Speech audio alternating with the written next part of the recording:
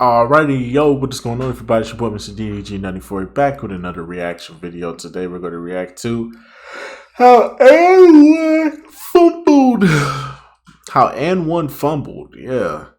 What happened to And1, and why did And1 go under, man? Well, I think we did a video on this before, but this time we just talking about the shoe brand. I think we just talked about the brand within itself, not the street basketball, the street basketball mixtape, Hot Sauce Professor and all them. I think we're just gonna stick. I think this because this is a shoe channel, so I think you're just gonna stick with the shoes. So yeah, without further ado, let's get right into it.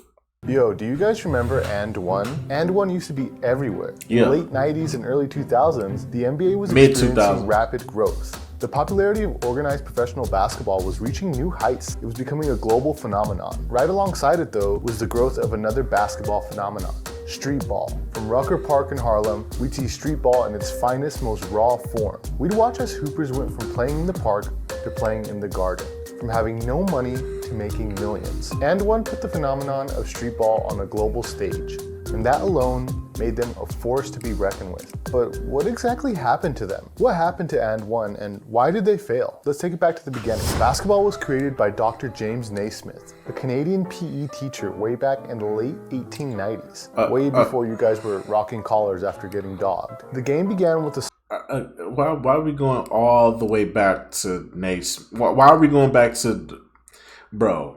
Nah, you doing too much, bro. We gonna go past that part, bro. Founded.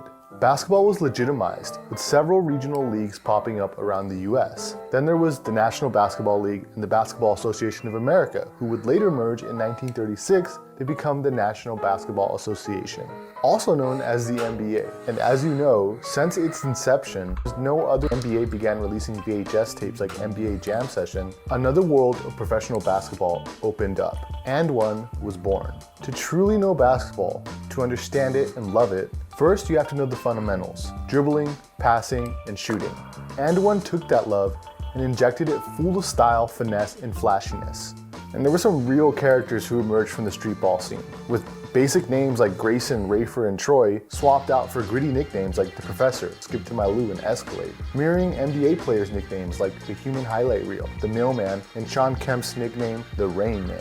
Although the nicknames were similar, And1's baggy street-style uniforms were a far cry from John Stockton's short shorts. Game commentators like Duke Tango even walked on the court trash-talking on handheld mics. It was the same game, but somehow worlds apart from what anyone had ever seen before. And don't get me wrong, the 90s NBA had some flashy players like Mark Jackson, Jason Kidd, and Penny Hardaway, but for the real hoopers, there was a...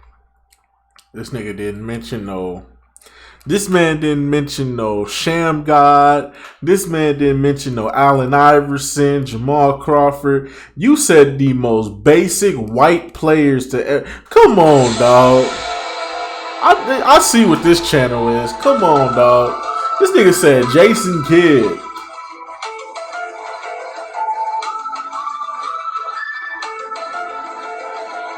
When we talking about flashy, I think of Allen Iverson. I think of Kyrie Irving. I think of Kobe. I think of Vince Carter. I think of Tracy McGrady, Paul George. You know what I'm saying? Dwayne Wade. This nigga said Jason Kidd. Let's go back and listen to them names real quick. Worlds apart from what anyone had ever seen before. And don't get me wrong, the 90s NBA had Mark some flashy Jackson. players like Mark Jackson, Jason Kidd, and Penny Hardaway. Alright, Penny Hardaway, I'll let slide. But you said Mark Jackson and fucking... Come on, dog. Come on, man. You what?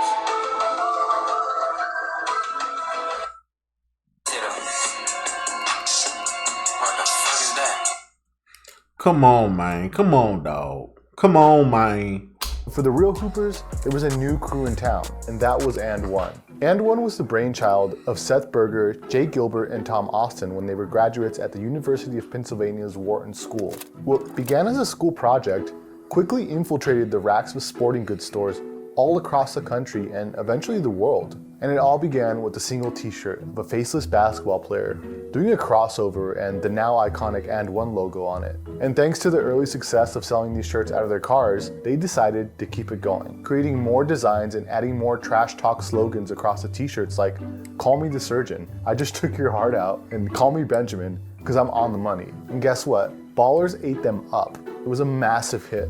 They lost money in the first year, but that was to be expected as none of them knew anything about merchandising. Despite this, they still raked in an incredible $1.6 million in sales that year. Not bad. Year 2 kicked off with a $13,000 order from Foot Locker, placing And One products in 1,500 stores across the country. They were a hit and even appeared on your guys' favorite show, Friends. Fun fact, the name And One is actually a real basketball term. An And One in the game of basketball is when a player gets fouled in the act of shooting. All right, bro, you get a little too technical now, awarding the bro. player with 2 points for the made Like, we basket. get it, bro. The We here for the opportunity to add one shoes, more bro. point via the free We throw. not here You'll for often the hear game, players bro. on We TV know what when it watching is. basketball yell out "And One" mid-air, signaling to the referee that they were fouled. At 28, Westbrook setting up He was targets a little to the too rim. descriptive in this one, bro. Okay, back to the And One story.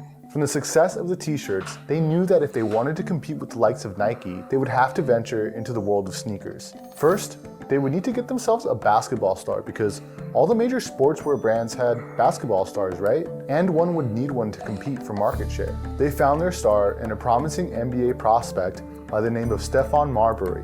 And One signed him to a 10-year deal. And they in let Vince 1996 Carter wear before their he even played shoes a in the single dunk game in the contest. NBA. I know With Nike Marbury, regret that they shit launched to this the very day. first And One basketball shoe, the And One Stephon Marbury's. Okay, check that off the list. And One sneakers were now in stores and were now on the feet of a future NBA star. Great. But things took a turn for the worst fast, as Marbury broke his ankle in his highly anticipated NBA debut. Literally the first game of the season, he breaks his ankle. And One thought they were finished. And then, a stroke of marketing genius. Enter the And One mixtapes.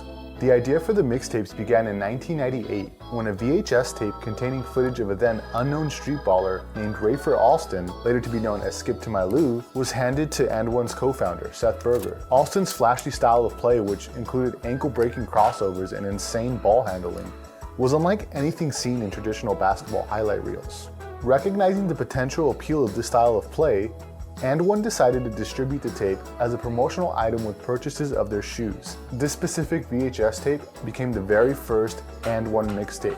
They pressed 50,000 tapes and gave them away for free. They handed them out to street ballers, people in barbershops, anyone who would take one. It was a massive hit, and for the And One mixtape volume 2, they needed to capitalize on the moment. Another stroke of marketing genius. And One would decide to tour the country, and they called their new live events business the And One Mixtape Tour, which was essentially a traveling street ball exhibition. At first, the tour would visit various cities across the US where local players could challenge the And One team. If a local player performed exceptionally well, they had the chance to join the And One team and continue on the tour as an And One endorsed player. During a tour date in Atlanta, And One discovered a young fellow by the name of Philip Champion, better known as Hot Sauce. His impact was priceless as he raised the bar with his skills. But it wasn't just his basketball skills he would wow audiences with. He played with a great sense of humor, kind of like the Harlem Globetrotters do. Leaving his opponents looking so awkward and embarrassed, he would leave the crowd laughing. Hot Sauce immediately helped the popularization of street ball. And One snapped him up and hit more cities. And once Volume 3 was released, And One created a promotion with Foot Action where if you bought any of the And One products in the store, you'd receive a copy of the latest mixtape. This would get them into even more hands across the country, and in the first 3 weeks alone, around 200 tapes were handed out. Crazy. Thanks to the success of the tours, ESPN pursued And One for a reality show, and in 2003, Street Ball the And One Mix Tour show debuted. The show followed the And One team as they toured various cities, showcasing the street ball games, the players, and even the local talent at each stop of the tour. It was a genius way for And One to promote the brand and recruit talent at the same time. The local players were invited to participate in open tryouts to challenge the And One team and potentially even earn a spot on the roster. At a show in Portland, Oregon, a young Grayson Boucher, also known as the Professor, decided to attend the tryouts. He was only 18 years old, but he was a young phenom. He wasn't tall, wasn't as athletic as his opponents, and couldn't dunk, but The kid had insane handles, could pass and shoot like no one's business. He was a quiet, unassuming player, but could immediately command the court no matter the size and strength of his opponents. And one had to sign him. And to this day, the professor is one of the most recognizable names to come out of the AND1 mixtape tour and streetball scene. Before they knew it, the mixtape tour took them from the streets to arenas. Business was booming, and so they thought they should give sneakers another shot. The AND1 Taichi was born, still regarded by many to be one of the greatest basketball sneakers ever. Vince Carter certainly thought so. I don't know about as that, he wore bro. them during the 2000 NBA They Slam Dunk iconic contest, for even though this, he was signed to Puma but at the time. outside of Designer Tom this, Austin ain't nobody incorporated rocking an these shit. asymmetrical design for the shoe. And as for the OG colorway, nothing popped more than a bright red and pristine white upper.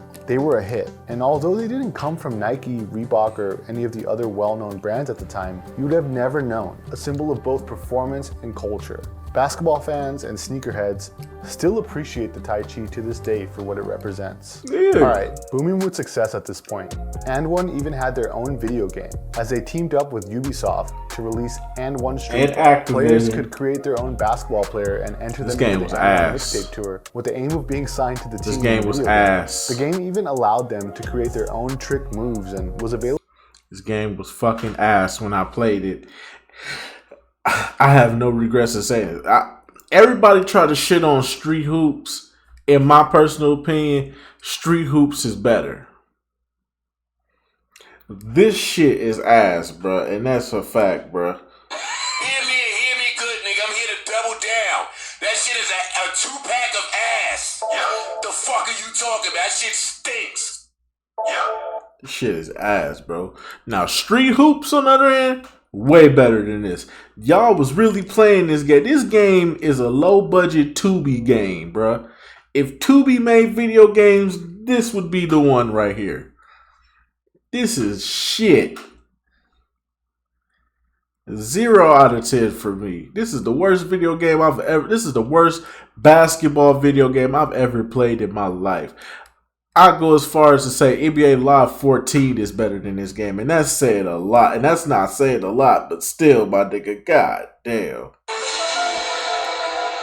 You what? I'm telling you, bro, NBA Live 14 is better than this game. And NBA Live 14 is hot garbage, bro. Yeah. This game right here pissed me the fuck off. No, bro, this was not it, bro.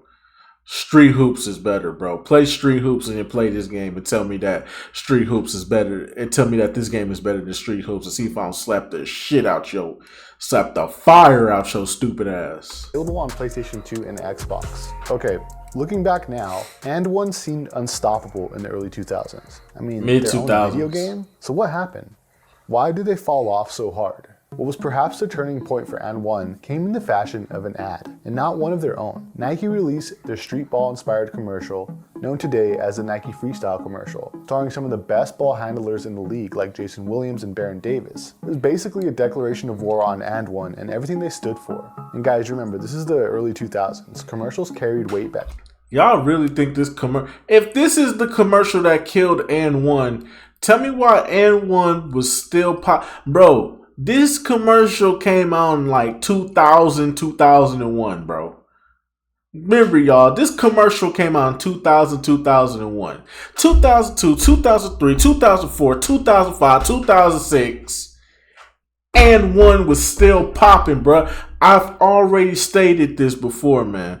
But when AND1 came to my city of Milwaukee, bro, and they played at the Bradley Center, nigga, when I tell you my city showed out for that shit, nigga, Hot Sauce did some shit, threw it off the nigga head, threw it off the backboard. A nigga caught it, he yammed that bitch. The whole fucking arena was going crazy. All the little kids, I was with all the little kids, we running around screaming, oh!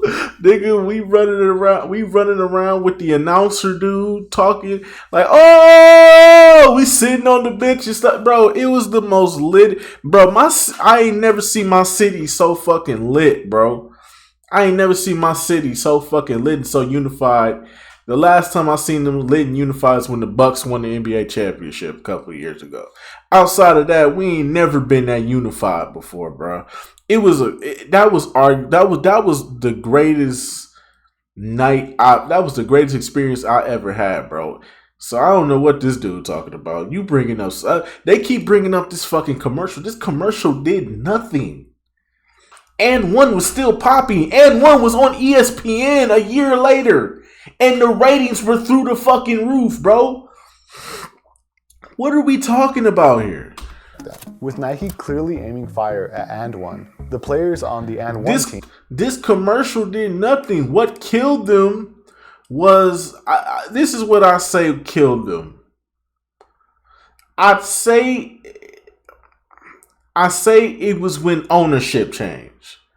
That's the real villains in this. It wasn't Nike in that fucking campaign. It was the ownership. The ownership changed. They sold the company around 2000 at the beginning of 2007. The original owners sold the company to some corporates. And the corporates did not fuck with this. They did not fuck with this right here. This right here, this whole And One mixtape tour shit, they didn't fuck with it. They said it's too much money. They said it's too much money to invest into. Scrap it. And that's what they did. They scrapped it. ESPN didn't have another season for it. They scrapped it, bro. The newer owners scrapped this, bro. They scrapped this. They took this away because corporations got involved. They made sure that this, because y'all got to understand, bro, when And One was popping, And One was like another way to make it to the league, bro. This was every nigga's hoop dream was through this, bro. This gave niggas hope. It was more niggas at the basketball courts working on their game than drug dealing and killing and breaking and entering, bro. Around this time when this shit was popping right here, there were more people out there on the court trying to get into this, bro. They was trying to get into this, bro.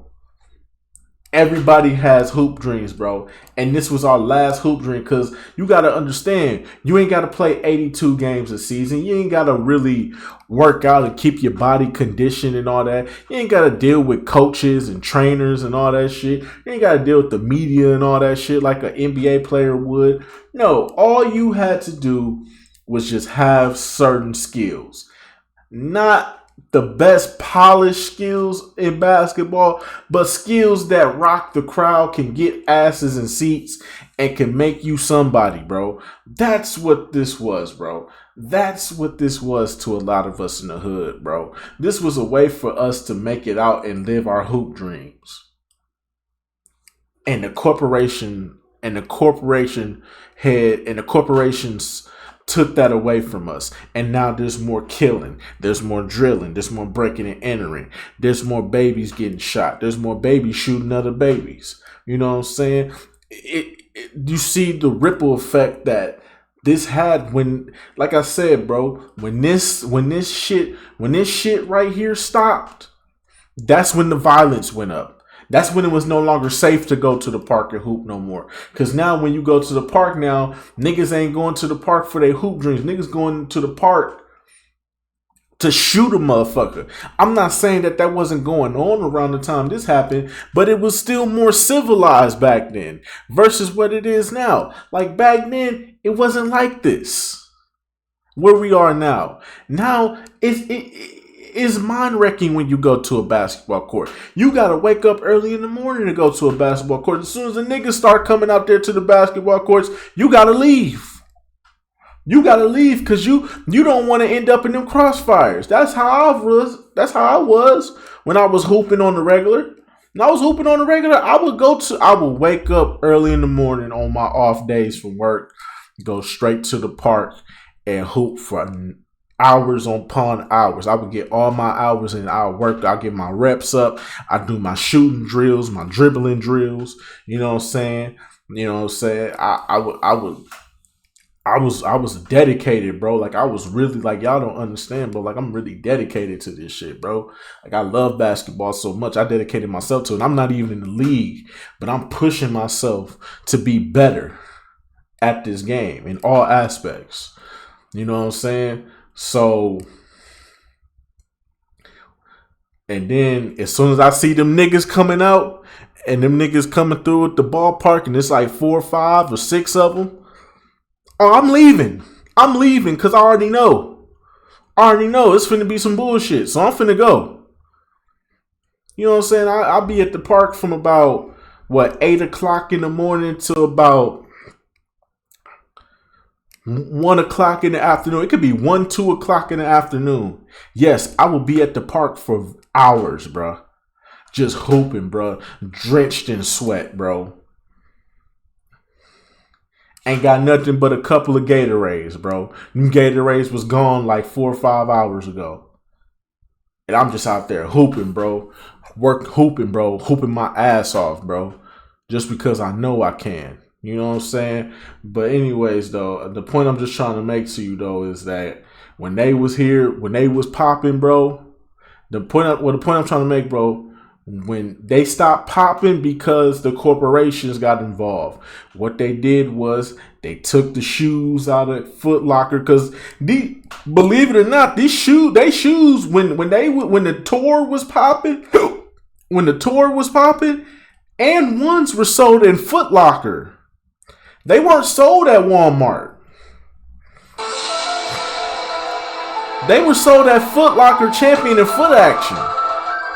These were actually considered, these shoes that they wear were considered high value shoes. Nobody would roast you for wearing AND1s if you had them, bro. If you had some AND1s and those were your hooping shoes, they just had to be your hooping shoes, or they couldn't be your regular shoes.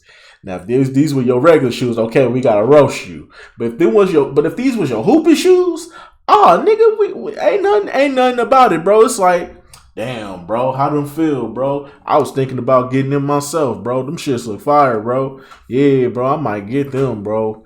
Yeah, as long as they feel right, bro. That's all that matters to me, is that they feel right. That's really what it was, my nigga. Like, we didn't care, like, bro, around this time, niggas was wearing Marburys, bro. Remember Stephon Marbury had the $15 shoes, bro? Bro, we was wearing the $15 shoes, bro. I ain't gonna lie, I was one of them, bro. I was hooping in some Starburys, bro. So if I was hooping in some Starburys, I would be hooping in these too. You know what I'm saying? I'll be hooping in these too. You know what I'm saying? Like, ain't no shame in it, bro. It was the early to mid 2000s, bro. Brands didn't matter back then. Brands did not matter back then, bro. Only time brands mattered was shoes. Shoe brands were the only ones that mattered. Clothing brands, didn't nobody care. Niggas was wearing South Pole, Anichi, Sean John, Rockaware. Niggas was wearing all that bullshit from City Trends, bro. And nobody roasted you, bro. But if you had some Ralph Lauren, or you was wearing shit that was in the mall, like some Aeropostale or some American Eagle or some Hollister or some shit like that, hell yeah, bro. I was like, oh, your parents got money. Oh, you got money. Okay, we fuck with it. You know what I'm saying? You know, niggas shopping off the City Trend rack, but it's alright though. You pop it. You know what I'm saying? Nigga might have a few Nike fits, and then the rest of them be like some off-brand shirts from fucking City Trends. But other than that, shit, you popping, bro. For real. But it is what it is, bro. It's the early 2000s, bro. The early to mid 2000s, it didn't matter what you wore. Only thing that mattered back then was, did you have a job or did you have a car? That's the only two things that mattered back then. Apparently, my generation, shit just got fucked up. Apparently, it went from having a job and having a car to name that. What's that designer on your shirt? What's that? Is that Ralph? Is that something I can get at the mall? Is that American Eagle? Is that Hollister? You know what I'm saying? Where you get that from? That's the only thing that mattered, bro. I miss the I miss the 2000s, bro. Simpler times, bro. truly saw how big of a brand it had become because, Nike was targeting them as a major competitor. And they realized that although And1 was doing really well, obviously because Nike was after him, they were only seeing a fraction of the profits. And even though some of the mixtape players were apparently paid more than the sponsored NBA players, it was too late. The downfall had begun. The And1 teammates started showing a lot of animosity towards each other. There was a growing jealousy and even locker room fights. It was all bad. And1 went from $200 million in sales per year to $130 million in the snap of a finger. They had to lay off 20% of the staff and only had a short time to sell the company to maximize its value. Unfortunately, a sale was made, and American Sporting Goods bought And1 in 2005. It was really unexpected by the players. There was no notice. The owners never sat with the team members to discuss it being sold. The professor even said that he was told the news just as someone handed him a copy of the latest Sports Illustrated with the team on the cover. So when it was sold, it left a bitter taste in the mouth of the guys who had been loyal since the beginning. What should have continued to be a success story about a company built from scratch making it big dwindled away over time, with the new owners never investing as much in the company as the original founders. And although And1 would change hands, they would still sign players and sponsor tournaments across the world, but would never be the same as the old days. The players felt it was the end of their careers, but as for Skip Tumalu, he was the only And1 player to actually play in the NBA. He actually had a decent 11-year NBA career. Still though, their style of play and memorable moments have left a lasting legacy in the world of basketball, and And1 remains an iconic figure in street ball to this day. If you lived through this era, you'll never forget it. The nicknames, the baggy tracksuits, the ginormous shorts and oversized jerseys, the excitement of finding out someone you knew got their hands on the new And1 mixtape, all those crazy trash-talking slogans. It was an incredible era of basketball. It was an era that, although now partially lost to history, it popularized street ball forever. And with the continued influence of street ball in professional leagues today, the basketball community will forever be in debt to And1. It is what it is. I already said a lot, but yeah, man, that's just gonna about do it for this one, man. RIP to a legend, RIP to a GOAT, man.